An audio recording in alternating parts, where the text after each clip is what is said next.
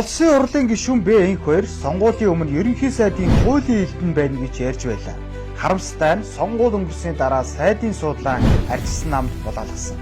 Энэ цагаас хойш энх хоёр гишүүн засгийг үе үе шүмжлэх болсон. Мэдээж сайд дууд чадаагүй түүн өнөх шалтгаан бишгүй л байсан ба. Гэхдээ энх хоёр гишүүний үгнээс авах юм бас байна.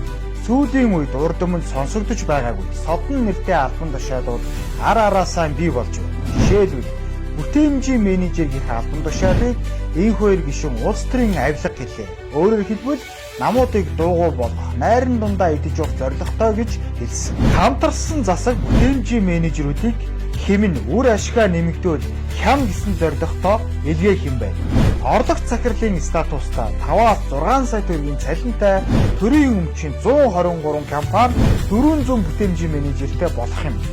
Хамгийн сонирхолтой нь сангийн сайдын хэлээр эдгээр хүмүүс төсөвт ямар ч хүндрэл учруулахгүй юм байна. Засгийг бүрдүүлэгч арчсан намын даргаан төмөр бид дотор нь хүнээ оруулж байгаад хянана гэсэн бол хүн намын дарга дорж чана.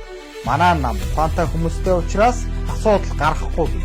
Гэтэл нөгөө ухаантай гих хүмүүс нь хоорондоо зодтолдоод байдаг нь ёстой тавилын юм байна.